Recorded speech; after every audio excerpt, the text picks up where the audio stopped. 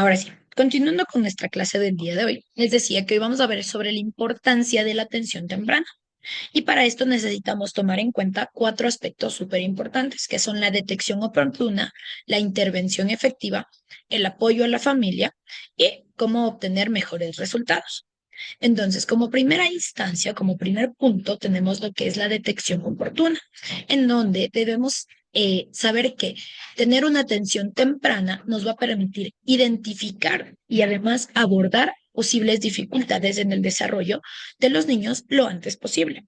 Pero esta detección oportuna solo puede ser dada si nosotros podemos conocer y conocemos cuáles son los hitos del desarrollo, que está dentro de los rangos de normalidad, que es todavía está dentro de lo normal, y que todavía, y que ya no está dentro de lo normal como para decir, aquí puede existir algún problema, ¿ok? Y en esta parte también, obviamente, nosotros como docentes podemos darnos cuenta de algunas situaciones que podemos ver dentro del aula, en cuanto a relaciones, por ejemplo, de matemáticas, relaciones comunicativas, relaciones sociales incluso, en donde podemos darnos cuenta que hay niños que tal vez no socializan, que ya tienen 5, 6, 7 años y no logran socializar con los demás, que tal vez en cuanto a lectura no logran avanzar, que su lectura es muy lenta, que su escritura también tal vez no es legible, es decir, que cuando escriben no se entiende qué es lo que están leyendo, qué es lo que están escribiendo. Entonces nosotros debemos saber, bueno, ¿hasta qué edad todavía es normal que esto pase? Por ejemplo, en la lectura, ¿hasta qué edad todavía es normal que los niños lean trabados, que no se fijen, eh, que no estén leyendo las palabras completas, que las sílabas trabadas tal vez no las logren hacer de la mejor manera? Entonces, todo esto son cosas que nosotros debemos ir dándonos cuenta mientras estamos en las clases, ¿ok? Pero ¿hasta qué edad puede ser que esto se dé? Por ejemplo, en la lectura. No podemos decir, por ejemplo, que un niño tiene problemas de lectura cuando tiene 6 hasta incluso casi 7 años y todavía le cuesta un poquito leer. Todavía esa lectura no está tan fluida o tal vez la comprensión de esa lectura todavía no está del todo dada. Pero ya pasada esta edad, ya no es normal. Y para eso tenemos esta detección oportuna. Y después, ya cuando nos damos cuenta de que existe un problema, ya cuando tenemos esta parte, pues se debe actuar ya dentro de una intervención efectiva, ¿ok? Y esta intervención es ya poder planificar qué es lo que yo puedo hacer y obviamente maximizar el potencial de los niños. De esta manera yo planifico las actividades y también voy viendo cómo lo ayudo de manera oportuna. Entonces, por ejemplo, en casos de lectura, si yo ya veo que tengo un niño de 8 9 años que tal vez me sigue leyendo, por ejemplo, en sílabas, que sigue leyendo trabado, que sigue leyendo despacio. Entonces, ¿cuál sería una intervención que yo puedo hacer? Pues me voy a enfocar sobre todo en enseñarle a los niños a relacionar fonema-grafema, es decir, cómo está escrita la letra, pero no solamente cómo se llama. Por ejemplo, esta letra de aquí, nosotros sabemos que se llama T, pero tiene un sonido. Si me comienzo a enfocar en eso, voy a poder desarrollar de mejor manera esta parte de la lectura. Y ahí cabe lo que es la intervención efectiva. Y obviamente todos estos problemas, prevenir problemas a largo plazo, porque son cosas que puedo ir solucionando y que ya más adelante pues simplemente ya no van a tener más problemas. También debemos tomar en cuenta que hay un apoyo familiar, ¿ok? Y cuando nosotros encontramos algún caso o alguna dificultad, que después ya con ayuda, como yo les decía la semana anterior, hay cosas que nosotros no vamos a poder decir, no, esto es lo que tiene, pero sí en muchos casos remitir, por ejemplo, a un psicólogo y ya con la ayuda de un psicólogo que nos diga, ok, este es el diagnóstico, la familia también necesita un apoyo, porque para las familias también es algo nuevo. Para papá, mamá que está en ese hogar, tal vez que le digan que tiene su hijo alguna dificultad ya específica, que ya tiene un diagnóstico, pues nosotros como docentes necesitamos brindar ese apoyo de decir, ok, eh, cómo nosotros también ¿Qué herramientas yo puedo darle al padre de familia? Decirle, ok, sí, esta es una dificultad que su niño tiene, pero también si ustedes trabajan en casa, ¿cómo pueden apoyarle? Si tal vez es un problema socioemocional, por ejemplo, o de conducta que se está dando. Yo tengo que poder decirle al padre de familia, esto es lo que tenemos que realizar, ¿ok? Entonces, por ejemplo, si tenemos un niño que tiene muchos problemas de conducta, entonces yo necesito decirle al niño, ok, si usted en casa también me ayuda trabajando lo que son las rutinas, me ayuda trabajando con la parte emocional desde la respiración, me ayuda haciendo estos ejercicios, me ayuda haciendo estos ejercicios, usted va a poder ayudarle al niño de mejor manera.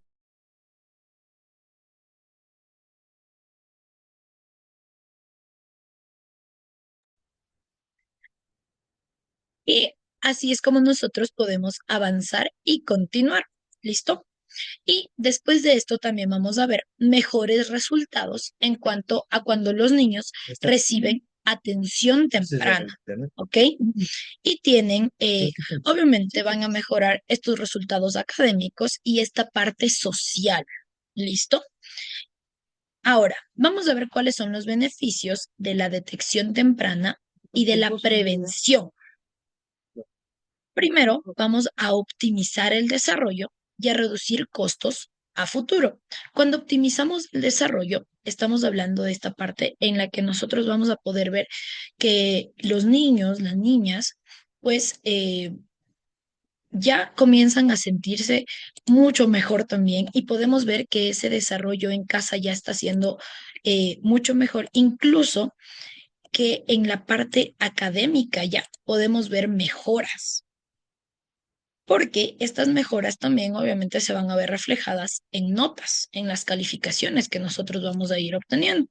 Si bien es cierto, las calificaciones realmente no son como una parte tan fundamental dentro de la educación. Muchas veces pasa que cuando tenemos calificaciones, notas o alguna de estas situaciones, pues nos vamos a dar cuenta de que, bueno, sí, tal vez incluso en los exámenes a los niños a veces les va mal, no porque no sepan, sino porque tal vez tuvieron una mala mañana, porque no estudiaron tal vez del todo, o a veces tuvieron un mal día, pero esas calificaciones no van tanto de esta parte. Y en esta parte vamos a ver también los periodos críticos del desarrollo cerebral. ¿Listo? Y cuando hablamos de periodos críticos, estamos hablando de estos espacios en los que los niños aprenden como de forma más rápida. Y estos periodos están dados en el ser humano de diferentes maneras. Entonces, tenemos en cuenta que, por ejemplo, los niños de 2, 3 años están aprendiendo todo por imitación. Y es una etapa en la que nosotros debemos formar y enseñarles sobre todo la parte conductual, es decir, cómo actuar frente a alguna situación, cómo poder comportarse también. Y esto lo aprenden en este periodo crítico, que es en esta etapa entre los 2, los 3, los 4, los 5, hasta los 5 años. Este es un periodo crítico.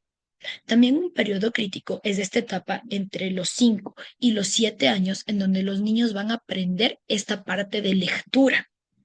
Entonces, también debemos saber que estos periodos críticos están ahí sí porque es una forma más fácil, es un tiempo más fácil para que ellos puedan aprender, pero no es que más adelante no van a poder aprender, sino que más adelante tal vez se les va a dificultar un poquito más el aprender, pero sí lo pueden aprender. O sea, los seres humanos tenemos esta capacidad que se llama de plasticidad cerebral. Es decir, que nuestro cerebro puede adaptarse para seguir aprendiendo, pero debemos aprovechar los periodos críticos para enseñarlo mejor. ¿Listo?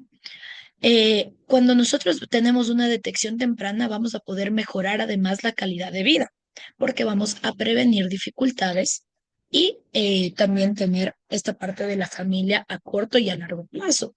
Porque cuando logramos tener, logramos detectar los problemas de manera más temprana, pues obviamente las terapias se reducen, el tiempo de intervención se reduce y así la calidad de vida del niño también es mucho mejor y la calidad de vida de la familia también. Y como les decía, también va la parte de reducción de costos. Cuando la atención temprana es eficiente, pues todo va a ser incluso más rápido, porque los niños aprenden más rápido que un adolescente, que un adulto. Y por último, vamos también a promover lo que es la inclusión. La prevención temprana facilita una inclusión educativa y también social de los niños, porque de esta manera es más fácil incluso explicarles a los niños y que el niño también acepte tal vez cuál es esa condición que tal vez le hace un poquito diferente a los demás, pero logra adaptarse e incluirse en el grupo de los niños con los que se está desarrollando. Y obviamente va la parte aquí también de la autoestima, de que el niño se sienta bien y que obviamente pueda eh, socializar y empatizar con los demás. Ahora, vamos a ir aquí revisando un poco cuáles son las etapas clave, sobre todo del desarrollo infantil. Y saber algo, ¿no? Las personas somos personas en su totalidad. Entonces, cuando nosotros, desde que nacemos, las cosas van influyendo en nosotros. Todas las situaciones que nosotros vamos pasando y van suscitando en nuestra vida, pues tienen una repercusión después, es decir, pueden llegar a tener una consecuencia. La semana anterior hablábamos, por ejemplo, sobre la parte del gateo. Hay niños que no gatean y que simplemente se paran y ya caminan, pero saltarse esa etapa de gateo tiene consecuencias. Tiene consecuencias en orientación, tiene consecuencias incluso en la parte artística.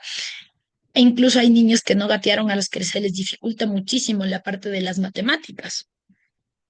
¿Por qué? Porque se saltaron una etapa clave dentro del desarrollo infantil. ¿Ok? Entonces, vamos a ir viendo esta parte desde el nacimiento hasta los 6 años. ¿Cuáles son esas etapas clave dentro del desarrollo? La primera es desde el nacimiento al primer año. Desde el nacimiento hasta el primer año, vamos a ver que hay un desarrollo físico, sensorial y cognitivo acelerado. Es decir, en este primer año de vida nosotros vamos viendo que en los niños existen muchos cambios y que son muy rápidos. Ya a los 6 meses tienen que sentarse, hasta los 7 meses ya se dan la vuelta, ya comienzan la etapa de gateo. Entonces hay un desarrollo físico, sensorial y cognitivo que es muy acelerado, porque incluso los niños quieren explorar mucho de lo que está en su medio. Entonces, un niño que al nacer, por ejemplo, obviamente está solamente acostado, pero mientras van pasando los meses, va a poder ir explorando y conociendo más sobre su medio. Cuando ya logra sentarse, entonces su medio ya cambió. Ya ve que existen nuevos colores, nuevas formas, y de esta parte sensorial también, pues reconoce la voz de la mamá, del papá, de las personas que le cuidan. Y obviamente hay un desarrollo también cognitivo porque es donde también están, a pesar de que no del todo replican, están observando y están absorbiendo mucha información. A partir del año hasta los 3 años, estamos hablando de que es una etapa clave, sobre todo en cuanto a lo que es el desarrollo del lenguaje. Ya a partir del año, por ejemplo, empieza ya la etapa de balbuceo, de laleo, de silabeo, después ya de formación de palabras y por último de formación de oraciones. ¿Listo? Y ese es el proceso del desarrollo que se da para que nosotros podamos hablar. Y también es una etapa de juego simbólico. Es una etapa en donde juegan mucho a que vamos a jugar entonces hoy a hacer al papá y a la mamá. Vamos y también desarrollan mucha autonomía, porque en esta etapa ya no solo, ya muchos niños ya no quieren ni que les den de comer papá o mamá, sino que estos quieren hacerlo por sí mismos, quieren hacer las cosas ya solos. Y desde los 3 hasta los 6 años ya se da una etapa de consolidación de actividades sociales, emocionales y de autocontrol. Dentro de estas habilidades sociales, obviamente un niño de 3 años, generalmente cuando nosotros juntamos a niños de 3 años, no es que juegan entre ellos, están sentados juntos para jugar, sí, pero no tienen un juego en común, sino que están jugando por su cuenta su propio juego. Y aquí entran estas habilidades sociales ya a partir de los 3 años, en donde aprenden a jugar con alguien más, a incluirse con alguien más o a tratar de ir generando lazos emocionales y sociales. Obviamente, en esta etapa, desde los 3 a los 6 años, comienza ya este autocontrol emocional, de decir, ok, puedo enojarme, pero no puedo golpear a alguien. Y por eso es tan importante esta etapa, porque en esta etapa es donde se debe enseñar a los niños de esta parte emocional y también de autocontrol. Y si nosotros en esta parte no logramos, o los niños en esta etapa no han logrado este desarrollo, pues más adelante vamos a ver algunos problemas que a veces incluso a nosotros como docentes nos toca solucionar, porque en el aula nos encontramos con niños que no tienen este control emocional y por alguna cosa que no les sale bien, ya se frustran. Y esta frustración muchas veces se va reflejada incluso en berrinches. Y en berrinches no solo de niños pequeñitos, de 6 7 años, incluso de niños de 9 10 años. Entonces nosotros decimos, bueno, como docentes, ahora tengo en el aula un niño que hace berrinche y ahora ¿qué hago? ¿Cómo le ayudo? Y por eso nosotros debemos ir sabiendo cuáles son estas etapas del desarrollo y cómo se van dando, ¿ok? Entonces, importante, como les digo, siempre que nosotros queramos tener una detección temprana, yo necesito saber cuáles son esas cosas que los niños ya deben ir alcanzando para el siguiente proceso. Porque, por ejemplo, para nosotros poder enseñarles a los niños a sumar y a restar, primero los niños deben tener claro cómo se escribe un número y a qué cantidad hace referencia ese número. Y a veces nos toca retroceder procesos para poder enseñarles, pero nosotros debemos saber cuándo ya es un problema. ¿Listo? Por eso estamos revisando todo esto. Ahora, ¿cuáles son las señales de alerta y los factores de riesgo que yo tengo que fijarme y que yo tengo que ir viendo?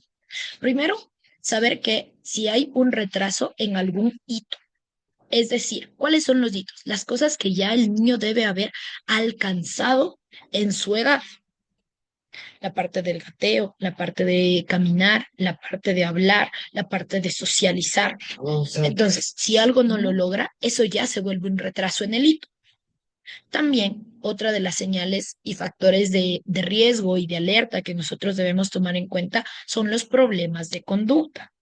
Sí, los niños son niños y tienen a veces días malos, tienen a veces días donde no quieren hacer nada, pero si ya existen dificultades persistentes dentro del comportamiento y de la regulación emocional, entonces esa ya es una señal de alerta. Algo está pasando, algo no está del todo bien e incluso también conocer los antecedentes familiares, el historial en los problemas de desarrollo, tal vez si existen alguna discapacidad dentro de la familia o si existe también algún trastorno. Existen dificultades que son hereditarias y existen otras que no, pero pueden estar ahí relacionadas y también cuáles son los factores de riesgo en cuanto a la exposición y a situaciones adversas también que pueden estar relacionadas a la pobreza, al maltrato o incluso a problemas de salud. Pero estas son las señales de alerta que yo tengo que irme dando cuenta, ¿ok?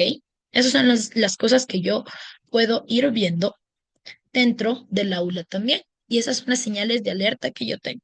Pero para yo poder saber que existe un retraso en los hitos, debo conocer cuáles son esos hitos que deben los niños ir alcanzando, ¿verdad? Entonces, por aquí vamos a ir viendo. Les he puesto esta etapa, como les digo, la etapa de la primera infancia es súper importante, porque de ahí nosotros partimos para poder dar esas clases. Entonces aquí vamos a ver algunos de estos hitos del desarrollo en cuanto a lo que son niños y adolescentes. Primero, en la etapa prenatal, cuáles son los cambios físicos. Y vamos a ir viendo sobre todo en esta parte de primera infancia, que es de 3 a 6 años, porque nosotros vamos a ser docentes incluso desde primero o segundo de básica, ¿verdad? Entonces yo necesito saber cómo llegaron y cuáles son esos hitos que deben tener. Primero, en cuanto a cambios físicos dentro de la primera infancia, que es desde la etapa prenatal hasta los 6 años, entonces también incluso nosotros debemos saber si hay una concepción natural, si hubo una concepción natural o por cesárea, porque eso también puede influir y pueden ser incluso influenciados por el ambiente, ¿ok?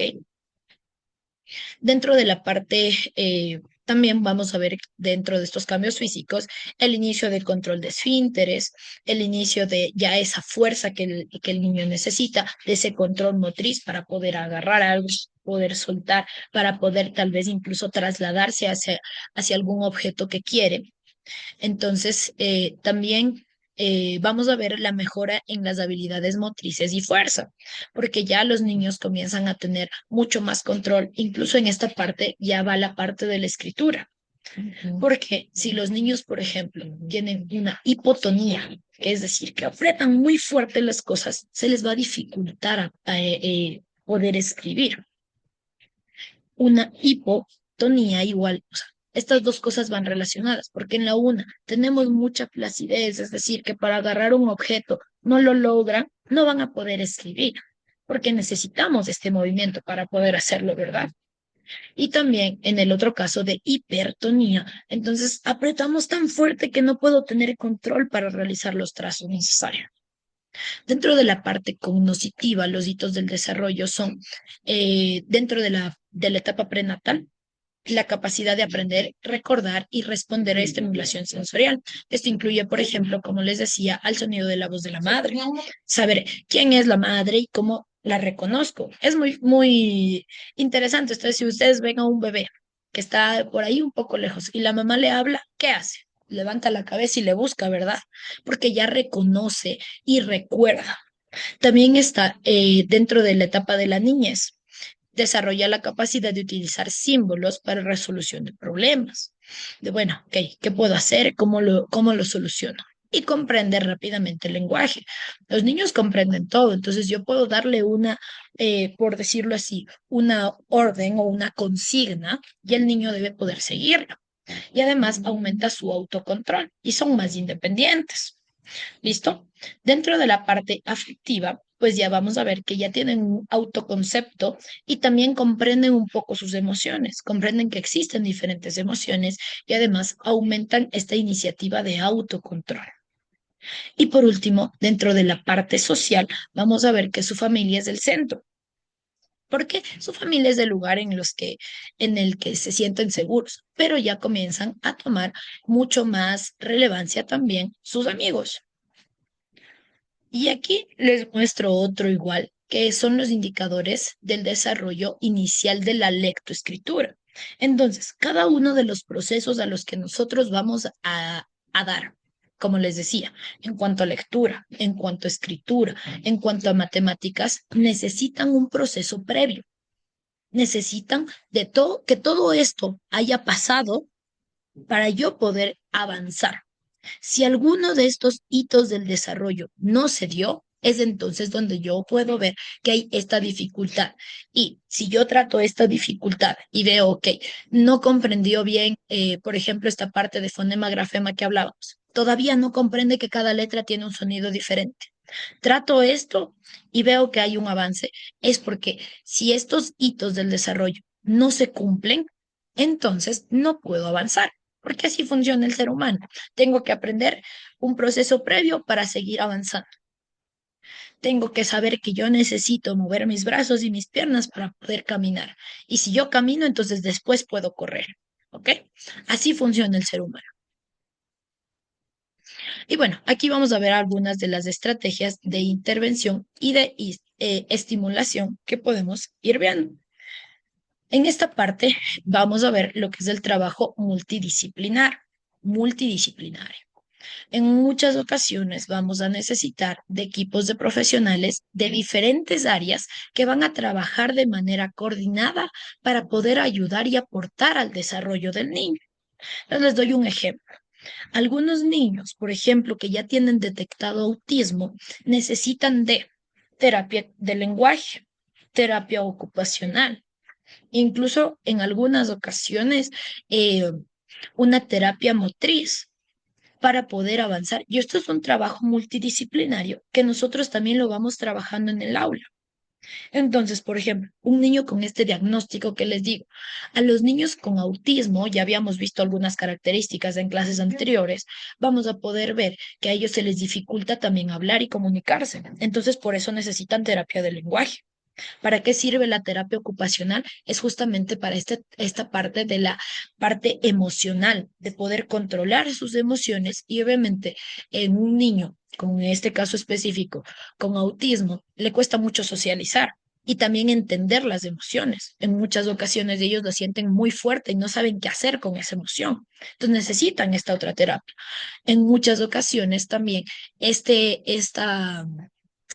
espectro autista les impide su parte motriz. muchas veces son muy torpes con la parte motriz. Lo intentan y por más que quieren coger unas cosas muy finitas, muy pequeñitas, les cuesta. Conocí alguna vez un caso, tenía de un niño, este niño tenía ya su diagnóstico de autismo, a él le encantaban los Legos, pero se le hacía muy difícil armar con Legos. Y él aprendió que los Legos tenían un código y él le pedía a su mamá que entonces busque el Lego que tenía un código para poder armar lo que él quería, pero la parte motriz se le dificultaba y por eso necesitan otra terapia motriz.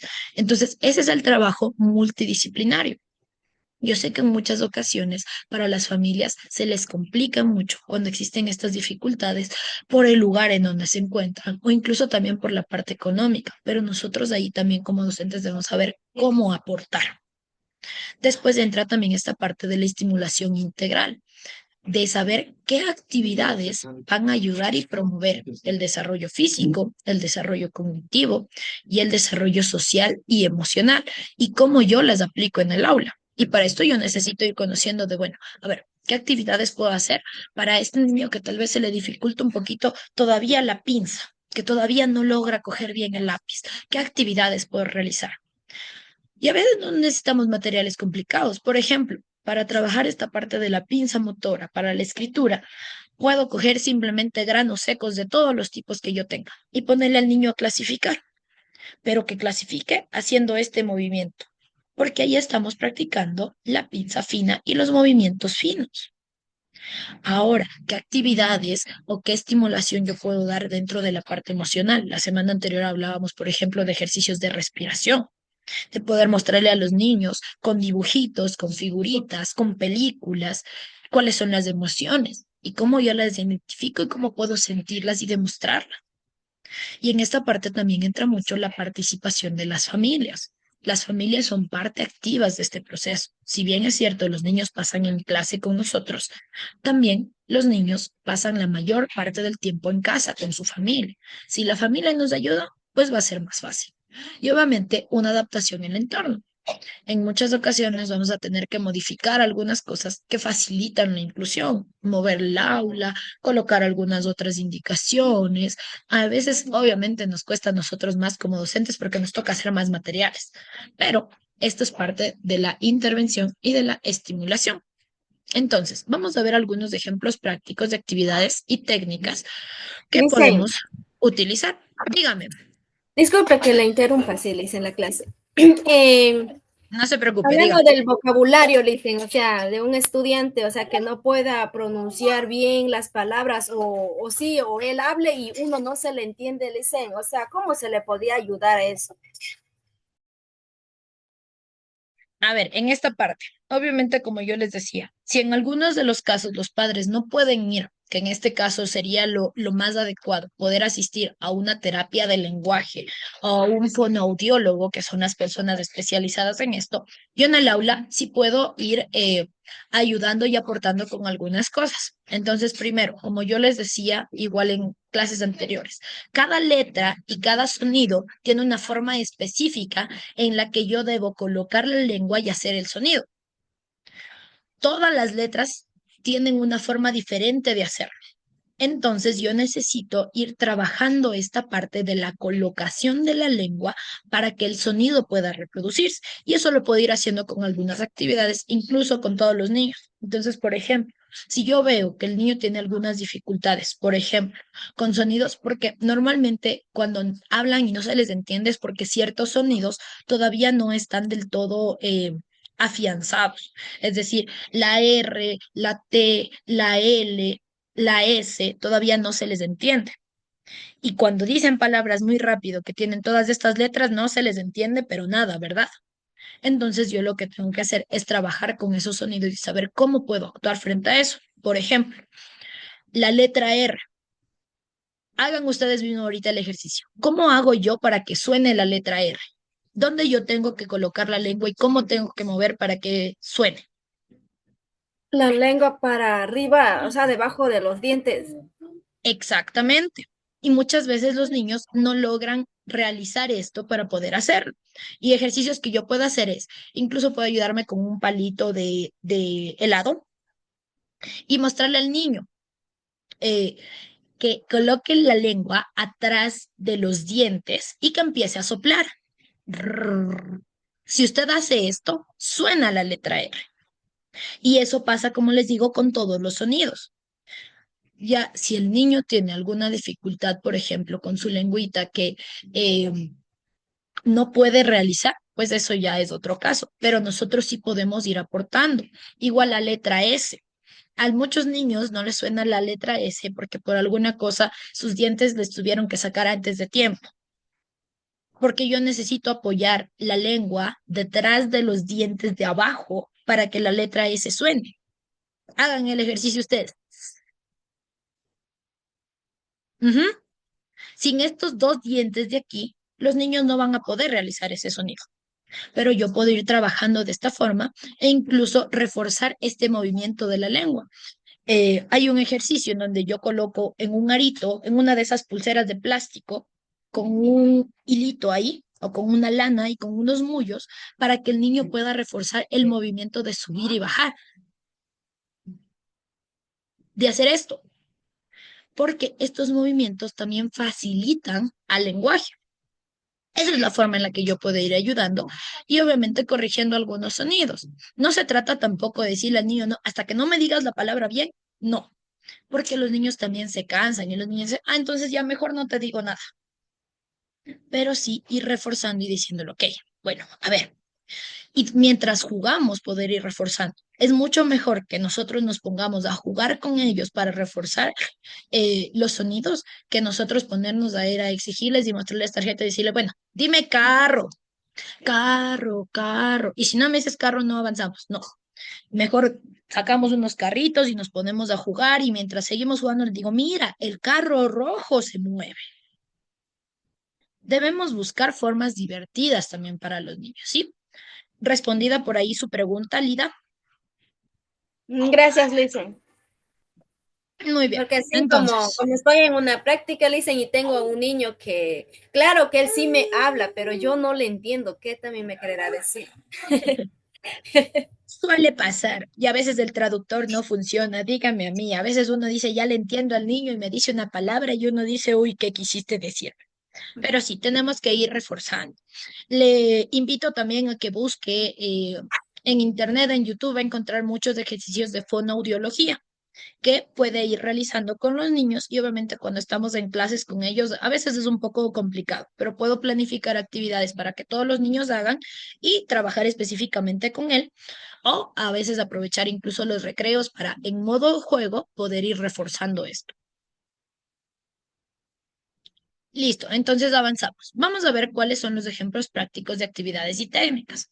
Entonces, primero, juegos de integración. Dentro de esto vamos a ver algunas actividades lúdicas que van a fomentar habilidades sociales, es decir, juegos donde no todos tengan que participar y tengan la oportunidad de participar. Estos son juegos de integración.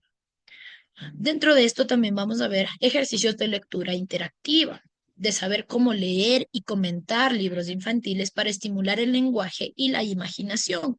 Dentro de esto también, de lo que nos decía Lisa, es importante, por ejemplo, poder contarles muchos cuentos. Uno dice, no, es que los cuentos para qué, es que no les gusta, pero es que los cuentos les dan vocabulario, los cuentos les enseñan muchas palabras nuevas.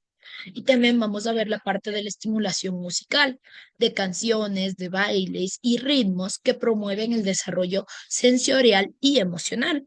Además también de la parte del juego simbólico, de actividades de rol y de construcción, porque cuando los niños también le dicen, bueno, hoy vamos a jugar a la profe. Y le decimos a ese niño o a esa niña que participe, pues ellos también se motivan. Y todas estas son actividades y técnicas muy importantes. Y sobre todo, por ejemplo, la parte de la estimulación musical que muchas veces dejamos de lado, pero la música nos ayuda a aprender de una manera diferente y divertida. Existen canciones Kramen que para todos los temas y para todas las cosas. Los bailes, el ritmo, promueven también ese desarrollo sensorial que no solamente aporta cuando estamos bailando, sino que además te da seguridad, va parte de la parte emocional y te ayuda con las demás tareas. Listo, chicos, esta ha sido la clase del día de hoy. Espero que hayan aprendido también un poco. Van a tener una tarea y esta tarea es, quiero que investiguen, ¿listo? La tarea de hoy es mucho de investigación. Hoy quiero que investiguen sobre cuáles son los programas ministeriales del Ecuador que apoyan a necesidades educativas especiales. Entonces van a buscar en Google cuáles son esos programas de los diferentes ministerios que apoyan a las necesidades educativas especiales. Y van a escribir, quiero que escriban por lo menos de 3, ¿listo? Es decir, investigo, veo cuál es el programa, cuál es la intervención que tienen y voy describiendo cómo lo hacen. ¿Listo? Esa va a ser la tarea del día de hoy y se quedan igual con el cuestionario que tienen que llenar. Como les decía, tenemos una clase más y de ahí ya tienen la prueba. ¿Listo? ¿Alguna duda, alguna pregunta? Disculpe, Alicia, ¿puede repetir lo que dijo lo del trabajo? Ya, ahorita les muestro igual. Entonces, quiero que hoy investiguen cuáles son aquí está, cuáles son los programas ministeriales ecuatorianos, es decir, de los diferentes ministerios que tienen. Si, por ejemplo, el MIES, que es del Ministerio de Inclusión Económica y Social, ¿qué programas tiene para apoyar a las necesidades educativas especiales? Incluso los GAT parroquiales, todos, de todos los ministerios que existen, ¿cuáles son esos que apoyan a las necesidades educativas especiales? ¿Listo? Eso es lo que van a investigar. Por lo menos 3. Igual la tarea ya saben que ya ahorita queda abierta para que ustedes la puedan realizar. ¿Listo? ¿Alguna pregunta más? Está claro, Alicia, está claro. Listo, chicos. Entonces aprovechen estos 10 minutitos que les quedan antes de la siguiente clase y nos vemos la siguiente clase. ¿Listo? Cuídense, un buen día.